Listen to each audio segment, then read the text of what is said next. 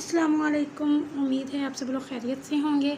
आज हम लोगों ने स्टार्ट करना है लेक्चर नंबर 35 MTS 601 का। लेक्चर नंबर 35 में हमारे पास जो मेन टॉपिक है वो है डीजेनरेसी। ऑपरेशनल रिसर्च में डीजेनरेसी किसे कहते हैं? डीजेनरेसी ये होती है कि जब हम टेबल हमारे पास जो हमें गिवन होता है इसमें हम एलोकेशंस निकालते हैं। एलोकेशंस निकालने के बाद हमने total number of allocations check करनी होती हैं कितनी हैं, और वो एलोकेशन जितने भी नंबर ऑफ़ एलोकेशंस हैं वो आपके इस फार्मूला के इक्वल होनी चाहिए जो हमारे पास होता है m+n-1। m होता है हमारे पास number of rows and n हमारे पास नंबर ऑफ़ कॉलम्स, उसमें आपने -1 करना है। जैसे यहाँ पे अगर आप देखें कि number of rows supply demand को निकाल के नंबर ऑफ़ रोज़ हमारे पास 3 हैं और नंबर ऑफ़ रोज़ हमारे पास 3 हैं एंड नंबर ऑफ़ कॉलम्स आपके पास 4 हैं, और इसमें आपने -1 करेंगे तो ये आपके पास होगा 3 + 3 - 1 2 5। अब ये जो आपके पास यहाँ पे आंसर इसका 5 आ रहा है, तो इसमें जब आप इस पर कोई भी टेस्ट अप्लाई करके जब वोगल्स अप्रोक्सीमेशन मेथड या लीस्ट वेस्ट कॉर्नर रूल कोई भी रूल अप्लाई करके जब आप इस पर एलोकेशंस निकालें तो वो नंबर ऑफ़ एलोकेशंस भी 5 होनी चाहिए। अगर ये 5 और वो नंबर ऑफ़ एलोकेशंस वो इक्वल हैं तो वो नॉन डीजनरेट होते हैं, उसके लिए हमें कोई भी स्टेप नहीं करने पड़ते। बट अगर आपके पास ये वाला जो आंसर है number of rows number of column -1 और जो आपने एलोकेशंस निकाली हैं उनका जो आंसर है वो सेम नहीं आ रहा, देन उसको हम कहते हैं non degenerate condition. Non degenerate condition के लिए आपको एक स्टेप करना पड़ता है, बाकी सारे जो आपने स्टेप लास्ट अपनी वीडियो में किए थे वही होंगे, लेकिन एक स्टेप होगा जिसमें हम ये नॉन डीजनरेट को जनरेट में चेंज करेंगे। चलिए स्टार्ट करते हैं। सबसे पहले उन्होंने यही बातें यहाँ पे लिखी हुई हैं कि हमारे पास डीजनरेसी इन ऑपरेशनल रिसर्च किसे कहते हैं। इसमें यही उन्होंने लिखा हुआ है कि आपके पास एक साइड पे सप्लाई और सप्लाई गिवन्स होती हैं कॉलम की फॉर्म में, डिमांड्स नीचे रो की फॉर्म में होती हैं, और आपने उस पर ये वाला फार्मूला अप्लाई करना होता है m+n-1। अगर ये जो आपके पास ये आंसर है ये आपके पास नंबर ऑफ़ एलोकेशंस के इक्वल आ जाता है तो वो क्या, अगर नहीं आता तो इस केस में वो डीजनरेट होगा, और अगर वो दोनों इक्वल आ जाते हैं तो वो नॉन डीजनरेट होगा, उसमें आपको कुछ भी नहीं करना होता। बट डीजनरेट में क्या होता है कि वो दोनों एक दूसरे के इक्वल नहीं आते। तो इस केस में हम क्या करते हैं, जब आपके पास इस तरह का डीजनरेसी का इशू बन जाता है तो आप उसको कैसे रिजॉल्व करते हैं।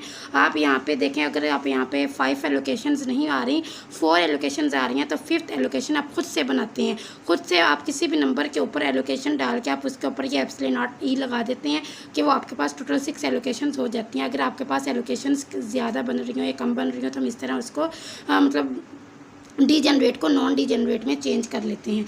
ये आपके पास यही वाला स्टेप यहाँ पे लिखे हुए हैं कि हम यहाँ पे कोड इंडिपेंडेंट कॉल मतलब एलोकेशन को यहाँ पे खुद से इंट्रोड्यूस करवा देते हैं, और उसकी जो अमाउंट होती है वो ये ε0 होती है। बाकी इसका और कोई भी काम नहीं होता है, सिंपल आपने स्टेप वही फॉलो करने हैं जो हमने अपनी लास्ट वीडियो में किए थे। जस्ट बस आपने खुद से ये एलोकेशन जो है वो लगानी है और कुछ भी नहीं करना। अब इसमें प्रोसीजर क्या होता है, सबसे पहले आपको एक टेबल गिवन होता है, आपने उसमें चेक करना है कि वो बैलेंस कंडीशन में है या अनबैलेंस कंडीशन में है। उसमें हम ये देखते हैं कि जो डिमांड्स की जो वैल्यूज़ आपको गिवन है आपने उनको ऐड करना है, सप्लाई की जो वैल्यूज़ गिवन है उनको ऐड करना है। अगर डिमांड और सप्लाई का जो आंसर है वो आपके पास इक्वल आ रहा है तो बैलेंस कंडीशन है। अदरवाइज़ अगर आपके पास डिमांड सप्लाई से कम है या सप्लाई जो डिमांड से ज़्यादा है, मतलब इस तरह का कोई केस है, तो इस केस में इसको हम कहते हैं अनबैलेंस कंडीशन। इसमें हम पहले उसको बैलेंस कंडीशन में चेंज करते हैं फिर उसका सोल्यूशन निकालते हैं। बट अगर आपके पास बैलेंस कंडीशन है तब आपने कुछ भी नहीं करना होता। सेकंड स्टेप आपका होता है कि आपने इनिशियल बेस सोल्यूशन निकालना होता है। वो आप कैसे निकालती हैं, सिंपल वो जो रूल्स आपके पास 3 होते हैं उनमें से कोई भी एक रूल को आप यूज़ करते हैं और उसमें एलोकेशंस निकालते हैं।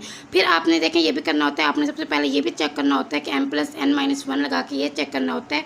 जब आप एलोकेशंस निकाल लेंगे तब आपने m+n-1 का फार्मूला लगा के चेक करना है कि वो डीजनरेट है नॉन डीजनरेट है। अगर वो डीजनरेट है मतलब कि उसमें जो ये इसका जो आंसर है वो नंबर ऑफ़ एलोकेशंस के इक्वल नहीं आ रहा तो वो डीजनरेट है। अगर वो इक्वल आ रहा है तो नॉट डीजनरेट है, और अगर वो डीजनरेट आ रहा है तो हम उसको नॉन डीजनरेट में चेंज करेंगे। कैसे, खुद से एलोकेशन लगा के। फिर हम उसका ऑप्टिमैलिटी टेस्ट करेंगे। ऑप्टिमैलिटी टेस्ट में हम वही U1 U2 V1 V2 V3 उनकी वैल्यूज़ निकालते हैं।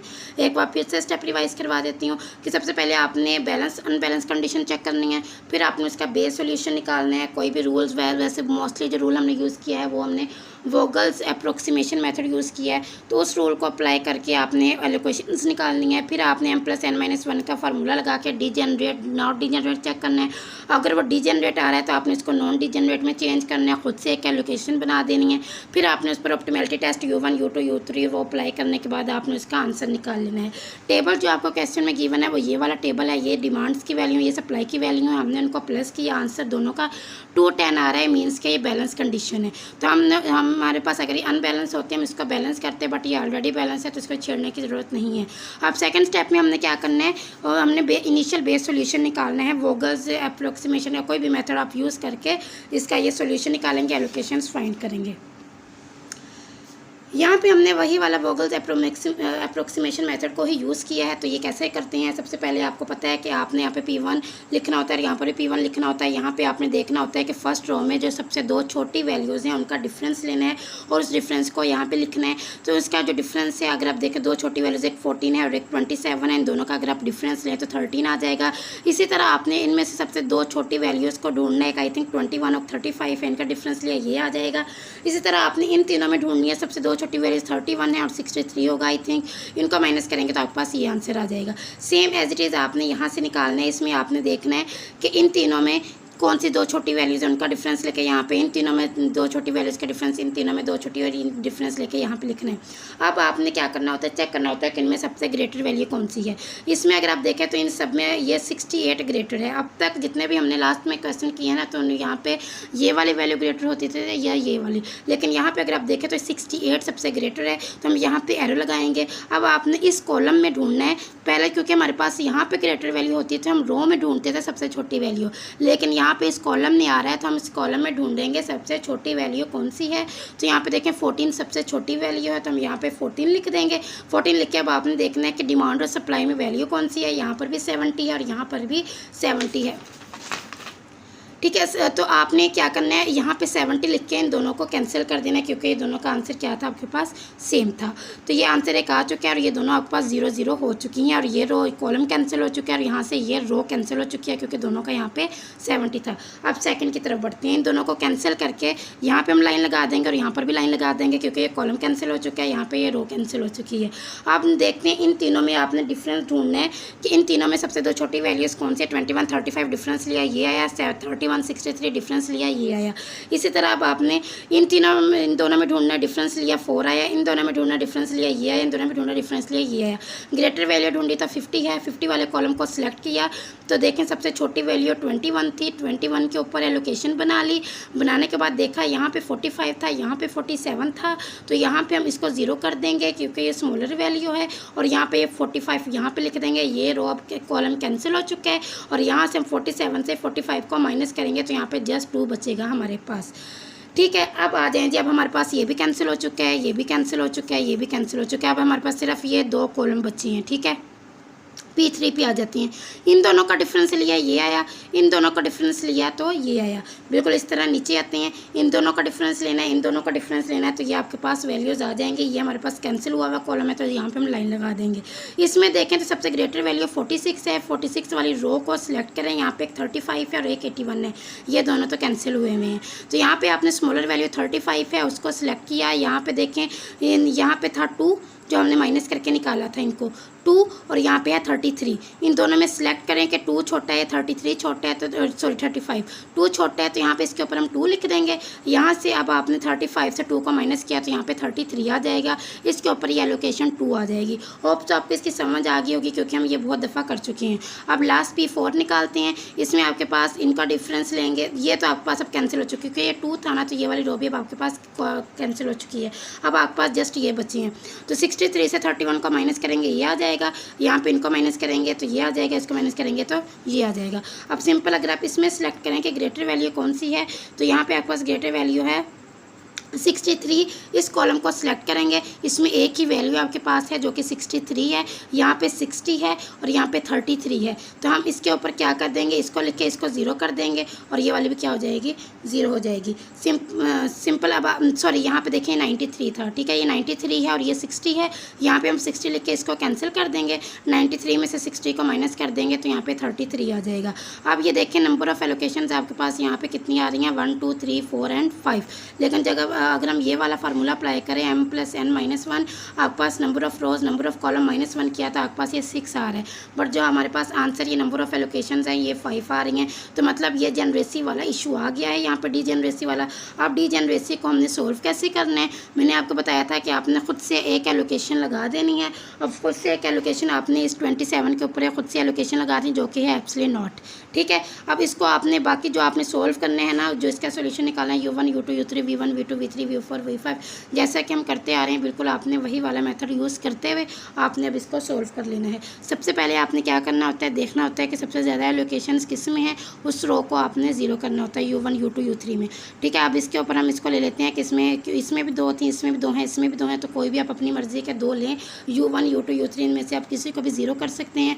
मैंने यहाँ पे U1 को ज़ीरो किया है। अब आपने क्या करना है, इस जो हम जिस रो को हम ज़ीरो करते हैं उसकी जो वैल्यूज़ होती हैं ना एलोकेशन के नीचे, वो हम V1 V2 V3 इनकी वैल्यू बना देते हैं। यहाँ पे ये 14 है तो ये V1 की वैल्यू आ जाएगी और ये V4 की वैल्यू 27 आ जाएगी। अब आपने V2 और V3 निकालना है और यहाँ से आपने U2 और U3 निकालना है। इनको निकालने का क्या तरीका है, यहाँ पर अगर आप देखना U2 की रो में पहले U3 की रो में आ जाती हैं। U3 की रो में 2 एलोकेशन है, एक यहाँ पर एक यहाँ पर। इसके नीचे तो V2 की वैल्यू नहीं है क्योंकि इसके ऊपर ये एलोकेशन यहाँ पे नहीं थी, बट इसके नीचे V4 की वैल्यू है। तो हम यहाँ पे 63 में से 36 को क्या कर देंगे, माइनस कर देंगे, तो आपके पास 27 इसकी वैल्यू आ जाएगी। ठीक है, अब ये वैल्यू आपने यहाँ पे लिख दी है। 63 से 27 को माइनस किया, जो कि हमने यहाँ से निकाला था उनको माइनस किया तो ये आ गया। अब U3 की वैल्यू हमारे पास आ चुकी है। अब हमें यहाँ पे चाहिए U2 की वैल्यू। U2 की वैल्यू निकालने के लिए यहाँ पे अगर आप देखें तो 2 एलोकेशन है कि यहाँ पे 35 वाली है और एक यहाँ पे 21 वाली है। तो इसको अब आपने कैसे करना है, ये देखें यहाँ पे है 35 और यहाँ पे है -5। 35 माइनस 5 करेंगे तो यहाँ पे ये वैल्यू आ जाएगी 40। तो अब यहाँ पे ये आपने वैल्यूज़ निकाल ली हैं। यहाँ पे देखें ये V3 कैसे आता है, V3 में अगर आप देखें तो यहाँ पे 21 है, यहाँ पे 40 है, 40 में से 21 को माइनस करेंगे -19 आ जाएगा। ये थोड़ी सी मुश्किल होती हैं, बट एक बार आप इनकी अच्छे से प्रैक्टिस कर लें तो आपको इसकी अच्छे से समझ आ जाएगी। फिर भी समझाने के बाद भी अगर आपको नहीं समझ आई तो आपने मुझसे कॉन्टैक्ट करने में इसको अगेन समझा दूँगी। ठीक है, ये हमने एलोकेटेड सेल्स को निकाल लिया। अब आपने अनएलोकेटेड निकालनी है। अनएलोकेटेड के लिए वही फार्मूला जो हम बहुत दफ़ा कर चुके हैं, UI + VJ। इसमें अब आपने सबसे पहले ये निकालना है Δ1 2, फिर आपने Δ1 3, Δ2 1, Δ2 4, इस तरह Δ3 1, Δ3 3। ये जो वैल्यूज़ हैं ये हम निकालेंगे। इस तरह इसमें I और J की वैल्यू पुट करके सिंपल आपने सोल्व करना है। अगर आप इनको गौर से देखें तो ये सारी पॉजिटिव वैल्यूज़ हैं। जब आपके पास पॉजिटिव आंसर होता है तो हमें लूप बनाने की ज़रूरत नहीं पड़ती। सिंपल आपने 14 को 70 के साथ इसके साथ इनको आपस में मल्टीप्लाई कर देना है। ये ऐप से नॉट वाली वैल्यू को मल्टीप्लाई नहीं करेंगे, बाकी जो 5 एलोकेशंस थी उनको आपस में इस तरह मल्टीप्लाई करके ये आपने आंसर निकाल लेना है। सिंपल आज का जो हमारा क्वेश्चन था वो बहुत ज़्यादा ईजी था। ठीक है, सिंपल आपने एक स्टेप है जो उसमें ऐड किया है कि आपने वो एप्सिलॉन नॉट वाली वैल्यू खुद से लगानी है। ये स्टेप्स याद रखिएगा। सिंपल आपसे स्टेप भी पूछ सकते हैं, ये भी पूछ सकते हैं डीजेनरेसी कहते किससे हैं, शॉर्ट क्वेश्चन में ये पता हो, इसकी समझ ना आए हो। ये तो आज वाला बहुत ईजी था। सिंपल सी एलोकेशंस निकालनी है। निकालने के बाद डीजेनरेसी को चेक करना है। चेक करने के बाद आपने यहाँ पे ये U1 U2 U3 और V1 V2 V3 V4 का फार्मूला निकालना है।